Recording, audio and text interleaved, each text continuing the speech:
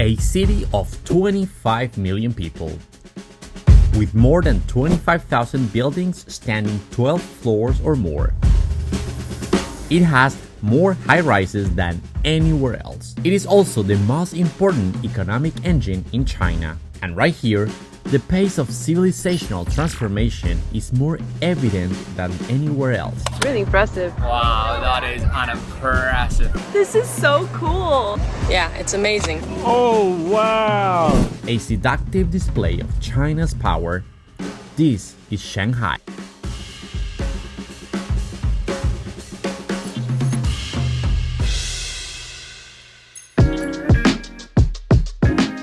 When it comes to modern architecture, Shanghai is probably one of the most fascinating cities in the whole planet. Some people might come here for the food, some people come here for business, some other might come here for the culture and temples. I come to Shanghai because of the architecture and the beautiful buildings you can find here. Shanghai's skyline is a testament to the city's role as a hub of international commerce, culture, and finance. It is a visual representation of the city's rapid economic growth and its position as a leader in global urban development. Right behind me, we have the Shanghai skyline. We are at the Ban, probably the most iconic place in the city. And behind me, some of the tallest buildings in the city.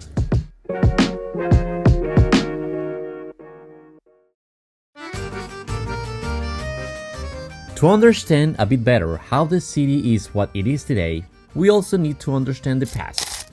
So, in the beginning of the 90s, local leaders saw the opportunities that the opening up of the country and the foreign investments was bringing, and declared that Shanghai will be the dragon's head of China's modernization and its point of contact for the rest of the world.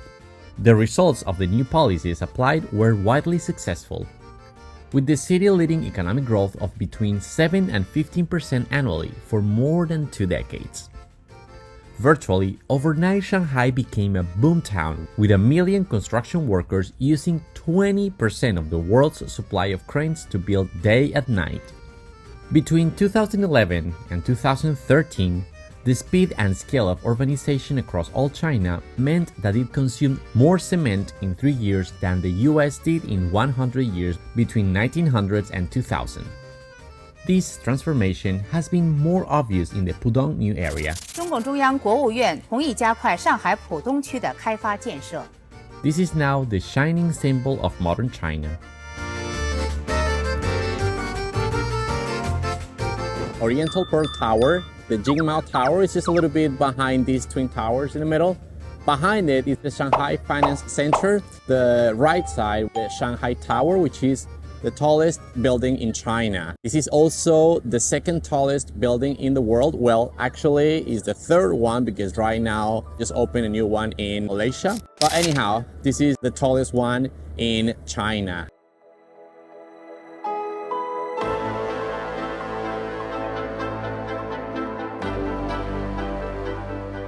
Shanghai Tower is truly a remarkable building. It features incredibly fast elevators, is also home to the world's highest observation deck, and it claims to be the most sustainable megatall skyscraper on the planet. The tower is one of the symbols of China's economic growth. That building is 632 meters and it was opened in 2014. A few years ago, China passed a law that says buildings taller than 500 meters are not allowed. So probably that will be the tallest ever in China. On April 27, 2020, China's Ministry of Housing and Urban-Rural Development issued a notice. This law states that new buildings over 500 meters in height are not allowed to be built. Does it mean that the country's record-breaking skyscraper boom has come to an end? The boom of construction of modern architecture is fueled by Shanghai's economic growth and its role as a gateway for international trade and finance. As the city attracts more multinational corporations, the demand for world-class office spaces, hotels, and cultural venues has surged, leading to the construction of iconic buildings that are designed by renowned architects from all around the world.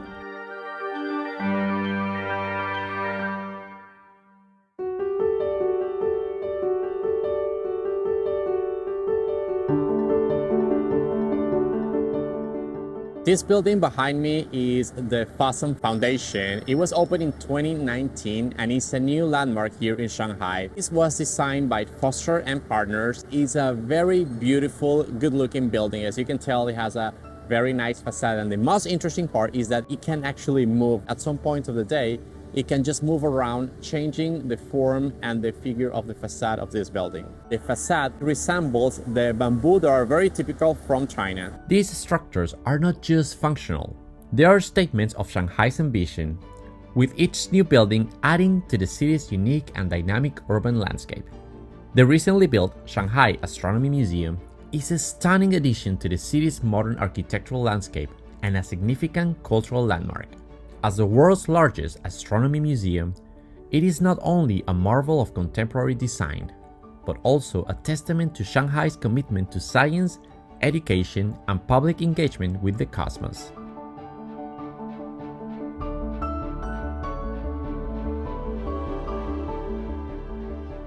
Shanghai Library East is another remarkable example of modern public architecture and a key cultural institution in the city. As one of the largest libraries in the world, it reflects Shanghai's dedication to foster knowledge, culture, and community engagement. It represents the city's forward-thinking approach to urban development, where public spaces are designed to enrich the lives of citizens and visitors alike.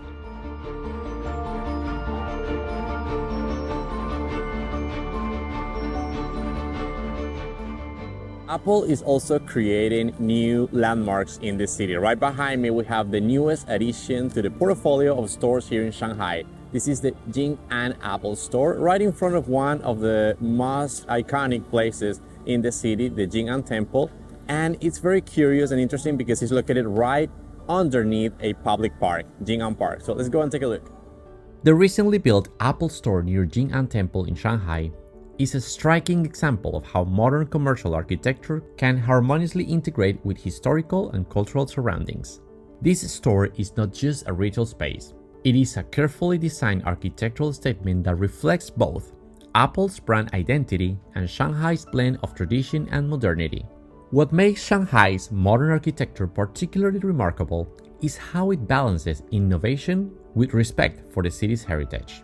While many of the new buildings are ultra-modern, there is also a conscious effort to integrate them with the city's historic elements. This creates a fascinating juxtaposition of old and new. In this amazing city, we also find the East China Electric Power Design Institute. It's an institution that plays a significant role in the energy sector, contributing to the design and planning of power infrastructure in China and beyond. These offices space reflect the institute's emphasis on innovation, sustainability, and forward-thinking design. The building also serves as a symbol of the institute's role in shaping the future of energy in China.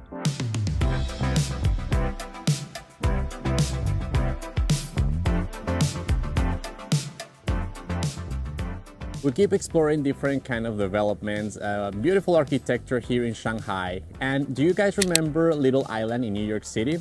Well, from the developers of that project, Heatherwick Studio, they bring a new development here to Shanghai. This beautiful project right behind me that is looking for bringing more life to this part of the city. This is a kind of calm neighborhood, and this is a shopping mall and a commercial development that is looking very striking.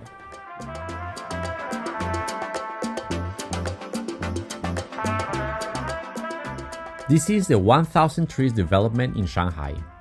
It is one of the city's most innovative and visually striking architectural projects, blending nature and urban living in a way that challenges traditional building design.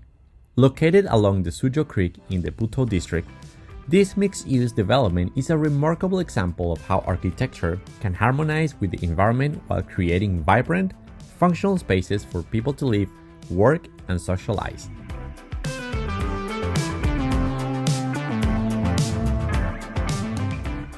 The Oriental Pearl Tower in Shanghai is one of the city's most iconic buildings. It dominates the skyline with a futuristic design and striking presence. Completed in 1994, the Oriental Pearl Tower quickly became a symbol of Shanghai's economic rise and its aspirations to be a leading global metropolis. At 468 meters tall, the Oriental Pearl Tower was the tallest structure in China until 2007 and remains one of the tallest towers in Asia.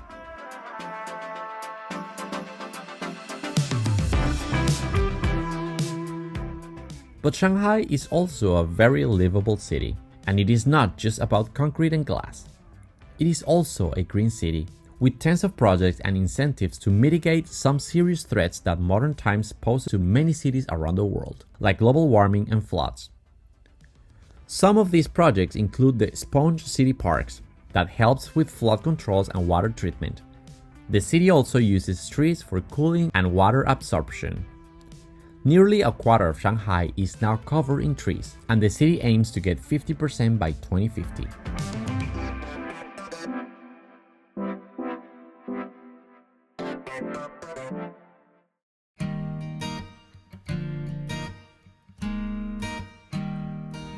The modern architectural boom in Shanghai is not just about constructing buildings. It's about creating spaces that foster innovation, cultural exchange, and community. It represents the city's forward-looking spirit, its openness to global influence, and its determination to remain at the forefront of global cities in the 21st century. Throughout its architecture, Shanghai is crafting an identity that is as much about embracing the future as it is about honoring the past. The rest of China and the world continue to marvel at its unprecedented achievements and are eager to see it thrive for decades to come.